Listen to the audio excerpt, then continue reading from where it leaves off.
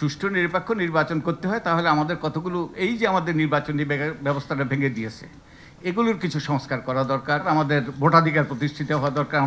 আমাদের একটা সুষ্ঠু নিরপেক্ষ এবং গ্রহণযোগ্য নির্বাচন দরকার। আমাদের যেই জিনিসটা করা দরকার, আমাদের যে অধিকার থেকে আমরা বঞ্চিত হয়েছি যে গত 15-16 বছর থেকে, সেই অধিকারটা প্রতিষ্ঠিত হওয়া দরকার। আমাদের ভোটাধিকার প্রতিষ্ঠিত হওয়া দরকার। আমাদের একটা সুষ্ঠু নিরপেক্ষ এবং গ্রহণযোগ্য নির্বাচন দরকার। অবশ্যই নির্বাচন এর কোনো বিকল্প নেই, কিন্তু একই সাথে আমাদের এই নির্বাচনের সাথে সাথে আমাদের গণতান্ত্রিক উত্তরণের জন্য আমাদের কিছু পদক্ষেপ নেওয়া দরকার। শুধু নির্বাচনই নয়, গণতান্ত্রিক উত্তরণ দরকার।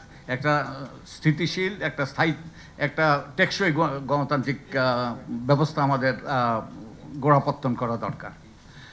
শেখ হাসিনা, আমরা জানি যে শেখ হাসিনা কিন্তু ট্যাঙ্কে চড়ে আসেন নাই, শেখ হাসিনা উর্দি পরেও আসেন নাই। শেখ হাসিনা এসে কিন্তু সংবিধানও বাতিল করেন নাই। যেই বিদ্যমান পদ্ধতি, প্রক্রিয়া, আইনি কাঠামো, প্রতিষ্ঠান, সেগুলোই কিন্তু শেখ হাসিনাকে স্বৈরাচার করেছে। এরপরে তিনি কিছু আইনকানুন বিধিবিধানের পরিবর্তন করেছেন এবং তিনি সংবিধান সংশোধন করেছেন, পঞ্চদশ সংশোধনী।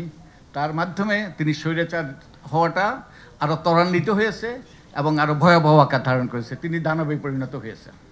তো আজকে আমাদের যদি সুষ্ঠু নিরপেক্ষ নির্বাচন করতে হয় তাহলে আমাদের কতগুলো এই যে আমাদের নির্বাচনী ব্যবস্থাটা ভেঙে দিয়েছে এগুলোর কিছু সংস্কার করা দরকার, এগুলোর কিছু পরিবর্তন করা দরকার। এখন আমাদের একটা সুষ্ঠু নিরপেক্ষ নির্বাচন করতে হলে কতগুলো পরিবর্তন দরকার। আমাদের যে কতগুলো আইনে পরিবর্তন দরকার। আমাদের যে নির্বাচনী ব্যবস্থাটা দুর্বৃত্তায়িত হয়ে গিয়েছে, আমাদের রাজনৈতিক দলগুলো তো অনেক রকম অবাঞ্ছিত ব্যক্তি সেখানে, এই যে কী বলে, তারা সেখানে জেঁকে বসেছে। তারপরে আমাদের টাকার খেলা, আমাদের নির্বাচন কমিশনটা নড়বড়ে,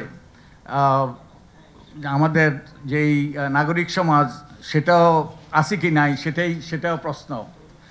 সর্বোপরি আমাদের যে একটা সরকার ব্যবস্থা ছিল নির্বাচনকালীন, যে একটা নিরপেক্ষ সরকার ব্যবস্থা ছিল, সেটাও বিলুপ্ত হয়ে গিয়েছে। তো এই অনেকগুলোর পরিবর্তন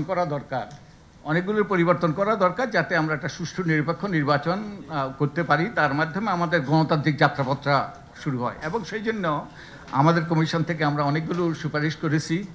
আমরা সরকারকে যেই সুপারিশগুলো আশু বাস্তবায়নযোগ্য সেগুলোর আমরা তালিকা দিয়েছি সরকারকে। সরকার এখন বিবেচনা নিচ্ছে। এগুলো অনেকগুলোই বাস্তবায়ন করা যাবে যে অধ্যাদেশের মাধ্যমে কিংবা নির্বাহী আদেশের মাধ্যমে। সরকার, আমি নিশ্চিত এবং আমি আশা করব, আমি বিশ্বাস করি যে সরকার দ্রুতই এগুলো বাস্তবায়ন করবে।